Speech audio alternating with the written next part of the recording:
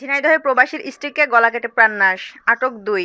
ঝিনাইদহ প্রতিনিধির পাঠানো তথ্য ও ভিডিও চিত্রে বিস্তারিত।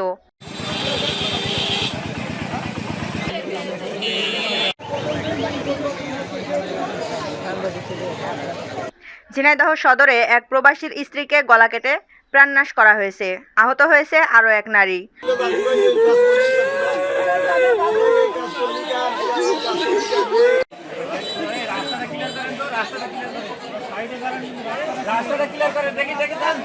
সকালে সদর উপজেলার খালকুলা গ্রামে এই ঘটনা ঘটে। পুলিশ ও স্থানীয়রা জানায়, ওই গ্রামের আবেদ আলী দুবাই প্রবাসী ও ছেলে মেহেদি মালয়েশিয়া প্রবাসী।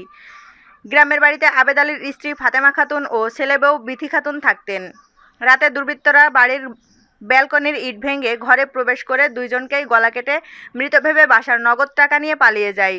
ফাতেমা খাতুন মারা গেলেও বিথি খাতুন বেঁচে আছে। ভোরে গলা কাটা অবস্থায় পাশের বাড়িতে গেলে লোকজন তাকে উদ্ধার করে ঝিনাইদহ সদর হাসপাতালে পাঠায়।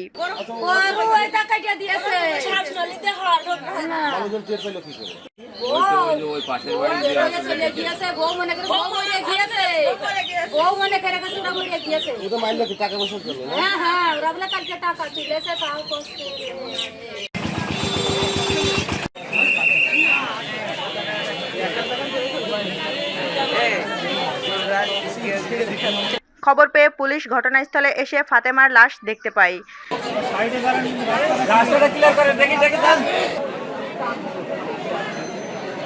বিথি আহত অবস্থায় একটি চিরকুট লিখে রাখেন। তার সূত্র ধরে পুলিশ দুইজনকে আটক করেছে। ওই বাড়িতে কিছু মিস্ত্রি ঘর সংস্কার করছিল, তারাই এই ঘটনা ঘটিয়েছে বলে ধারণা করছে police.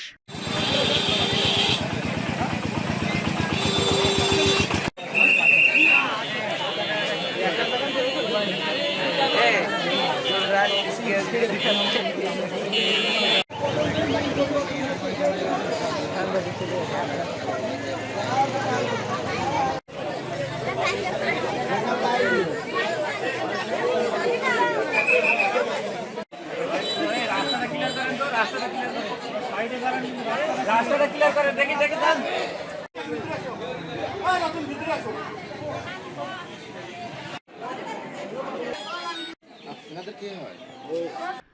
Desk report, eagle TV news.